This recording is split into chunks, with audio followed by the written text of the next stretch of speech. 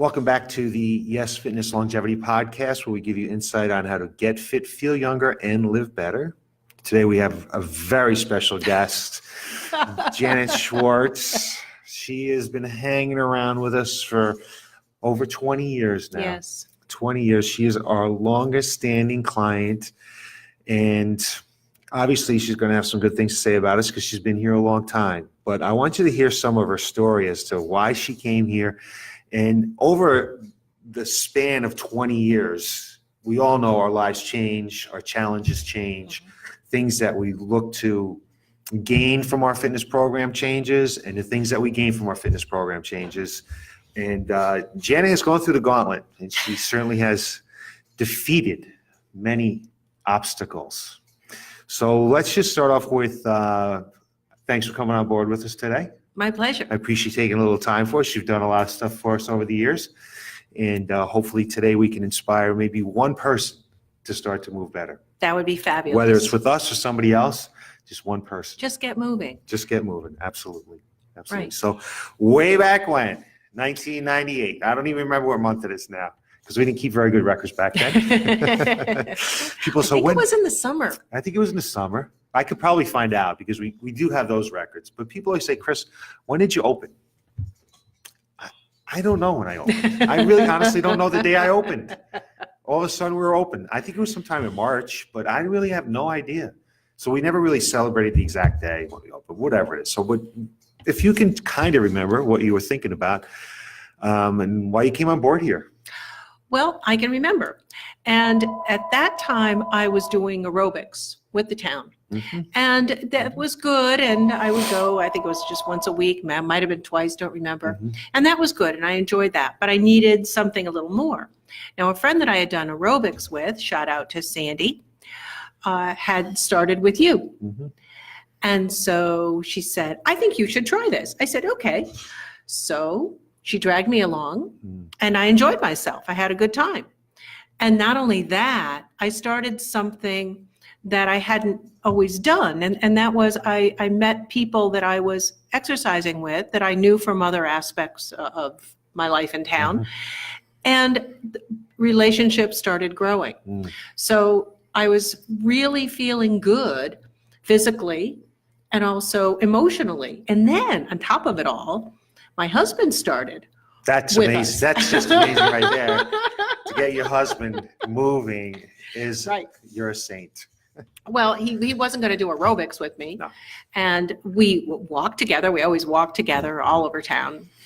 And so he saw I was enjoying having time with you. So he thought he would try it. And he started too. Did he start like within a year? Oh, I was going to say maybe about a year about a later. year, I think it was about a year later. Yeah. Uh-huh. It took some time. Yeah. And then as you changed, certainly my situation changed as well. When you moved from Covey Road, Mhm. which is where you were originally, up here to the center of town, I found that the exercises were changing and I was beginning to really see more and more growth Mhm. in my stamina, in muscle, what I could do with my muscles, all of that. That was really important. And I also found that in my own personal life, my life was getting crazier. I had, a couple kids and a full-time job. Yep. And this was a great stress reliever. I could come up here, I could exercise, you could maneuver whatever it is you needed to do to get me to do more and more. And I went home feeling great. I could grade the papers, deal with the homework from the kids, deal with the house and all of that. It was so much better. So it's not just this was not just a place where I could go to challenge myself physically. It was also a place for me to deal with stress. I think for a while there, I was calling you my bartender. Yeah. Well, Andrew might have caused you a little stress, just a little bit. Yeah, think maybe. But he's off and running good now. So Yes, he is. He's doing well now. Mm-hmm. The funny thing, you said this in the beginning of your statement there, people don't realize who really comes here. It's like, I don't know if it's like a secret or not, but people always come through the door and they'll start to work out here, or they'll check us out and be like, oh, I didn't know they came here. Right. I didn't know they came here. All of a sudden they find out that there's 3 or 4 people that come here that they know. And it's kind of, I don't know why that happens, because you guys all vocalize, you know, how much you like to come here. Right. But there's always people who come through the door and be like, geez, I didn't know Janet Schwartz came here. Janet Schwartz has been here 20 years. How did you not know that? Everybody knows Janet Schwartz comes here. So that's, Right. so when they start, it's always a very comfortable environment because you're around people that you know. You know, it's not intimidating. It's not intimidating at all. So No, it's That's not, interesting. as a matter of fact. And it certainly, you know, I grew up before Title IX. mm, I was all through school before Title IX said that girls could do sports as Yeah. well. And so, you know, I played soccer in middle school, and I hated field hockey and Mhm. getting hit in the shins in high school. So I didn't do a lot of Yeah. that. And in college, I did just what I was supposed to do to graduate. There wasn't really a call for being physical. right.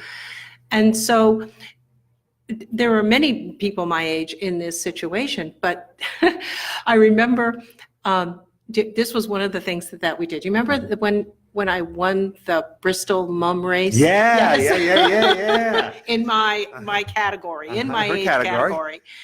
And I happened to see my former PE teacher from Uh-huh. elementary school. And I said, Wow. Mona, I won a race.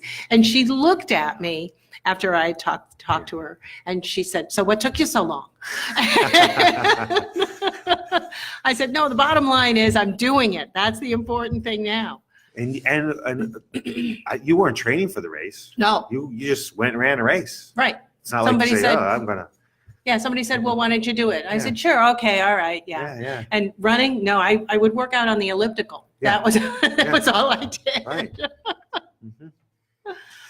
And I've kept up the running. You know, we had the 5K in Burlington just at the end of October, and I ran that, and I was very pleased. I certainly didn't run as fast as I Right. did once before, but hey, you can do it. You can do it. You can do it. You know, we study longevity all the time. That's our thing here, trying to help people live longer and be able to enjoy those extra years. And interesting enough, although it's good to do interval training, when people run, if they were average, not that we're going to average this anymore at our ages, but people who go out and run at 8 miles an hour are faster. If you run faster That's than 8 miles an fast. hour, that is fast. But we're not running it at our age. But No. if you're running at 8 miles an hour, you begin to diminish, the returns begin to diminish on the effects for longevity. Really? Yeah. So you don't really want to be able to run too No. fast. You want to be able to So slow go a and little steady slow and wins the steady. race. Can run the race, and what they show is that you want to be able to 2 or 3 times a week do some interval work, like we do in class. Do some Right. interval training, not all the time, because again, studies will show that if you do too much endurance, if you do endurance training more than 20 or 25 miles a week, you begin to reduce or lose some of the benefits. It's a lack of return on your investment for longevity. So you don't want to go out and run 5 miles a day, 5 days a week. Okay, good. I feel better now. So you feel better, right? Okay. Because you're not, for longevity aspects, that's what we're talking about here, longevity. We're not talking about fat loss or Right, performance. For longevity aspects, which is what we want to do, right? right. When you go more than 20 or 25 miles a week, it's a diminishing return, and actually may be injuring your heart by doing that. So the take-home message is moderation, 5 to 20 miles a week, some intensity work. Right. Don't try to go hard for a long time. And believe it or not, they started to do some studies on strength training. And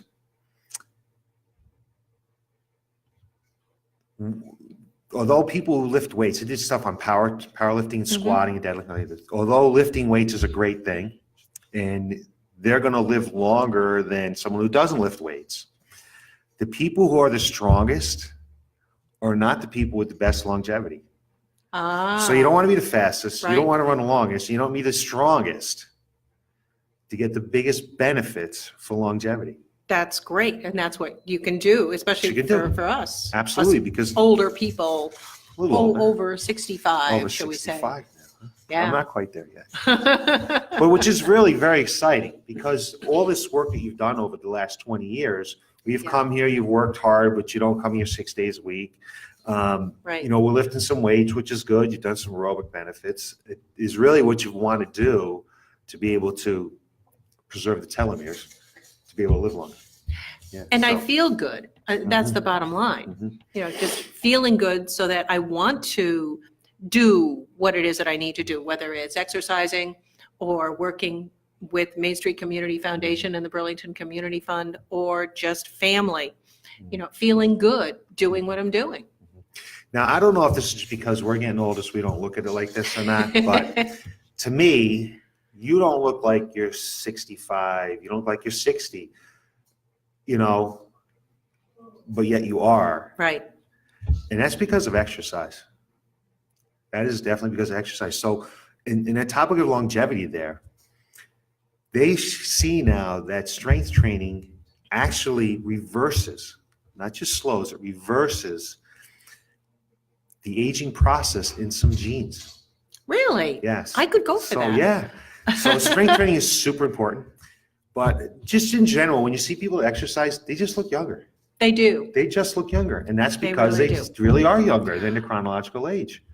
Right. I'm in this support group with a couple of people. They're 2 and 3 years older than I am. Mhm. They almost asked Mhm. to check my license because they couldn't believe I was almost their Wow. age. Wow, that's wild. That is awesome. It really, Uh-huh. it really was quite something. And, you know, I don't know if you know this, but ShopRite has a Senior Tuesday. When you're on Tuesdays, if you No. go to ShopRite and Do you're you? over 65, you can Uh-huh. get a discount All right, on your nice. food. There you So go, it's pretty ShopRite. good. There we go. Yeah. So I was carded. Wow. You still get carded at your age. Yes. Nice. I'm looking forward to that. Well, I'm lucky Wow, that, you know, my yeah. hair color is still, I'm Pretty lucky much too the because same. this is my true hair color. Yeah. I don't mess with my hair. I put a And- little gel in it here and there, but I don't color it or anything like that. Right. And your hair's what it is. Looks awesome. Yeah. A little bit of gray, but you know.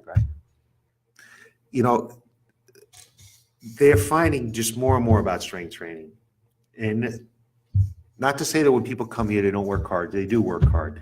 But they're not in the gym 5-6 days a week, lifting weights, pushing themselves. You get in here 2 or 3 times a week and you're lifting some weights. You go home feeling good.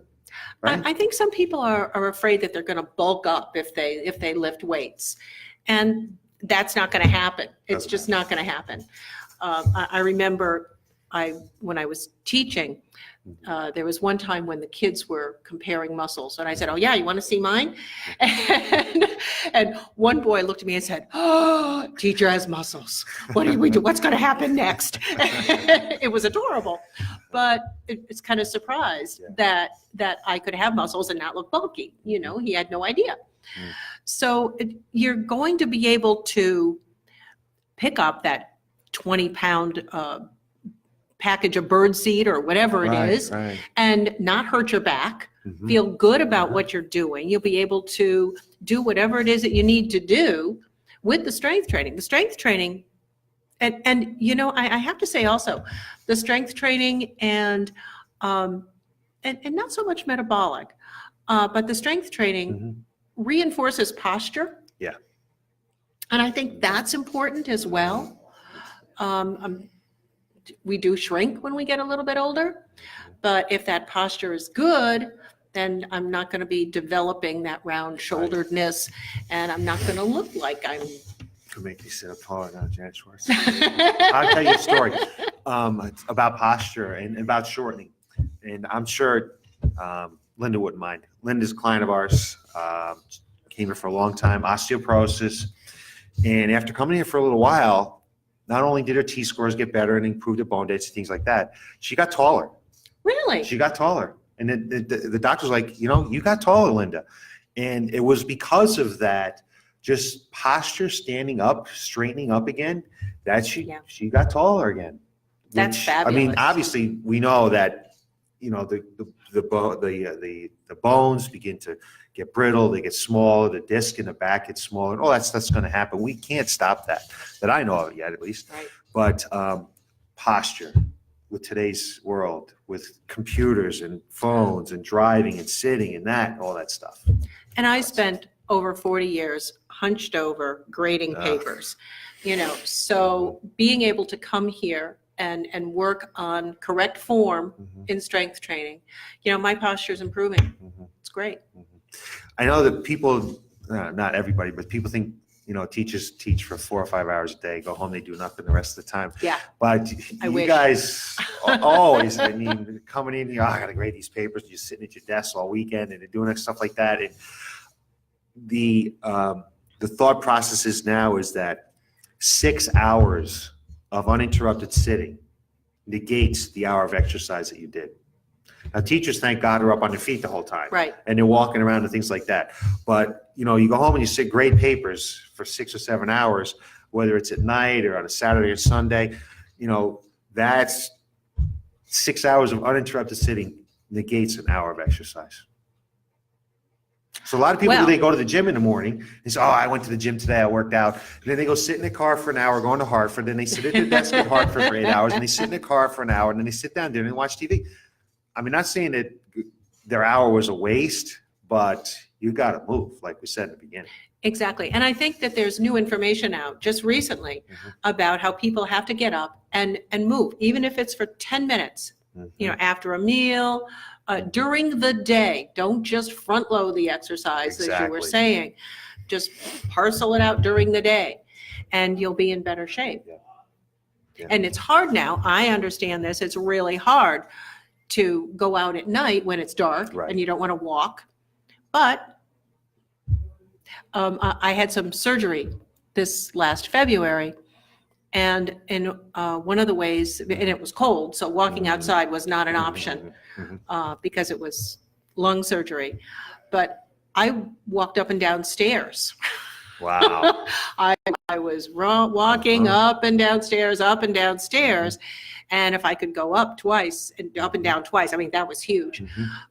But just walk up and down stairs, do something.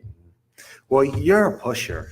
Yeah. You're not, you're not someone who's going to just sit back and let the world come to you. You go after it. And so that's a great attribute to have, because you are where Thank you are you. because of that, because you've dealt with some health issues. Yeah. That surgery, you came out of that surgery, right? Yeah. Everything's all good. Not my first surgery. It was my second. First big surgery I had, I was very worried. My worry was, what's going to happen? I've worked so hard to get my body in shape. What's going to happen? And so it was about 6 weeks without exercise, came back, started working, and within a couple months I was back to where I was before. And I think, and then for the second surgery, it was a lung surgery. I had to do a lot of deep breathing to get to connect my lungs and do everything. And they wouldn't let me go home from the hospital until things were connected in certain ways. So I found myself with my husband walking the corridors of the hospital, and we were saying poetry to each other. Not lovey, mushy poetry. I taught poetry for years. I have a lot of it memorized, and then we would call it up on our phone and do that. But the combination even of the walking and the deep breathing made a difference. So, and I was also told, that I was doing very, very well all the time. So here's something else that I would say. As we get older, we're going to have surgery at one time or another. There's probably something going to happen. Be fit before you go in. Absolutely. And recovery is that much faster. It just is. You learn how to breathe. You learn how to stand tall. You learn how to get your body moving. And your body remembers that you know how to move, even though you don't do it for 6 weeks. So like statistically for strength training,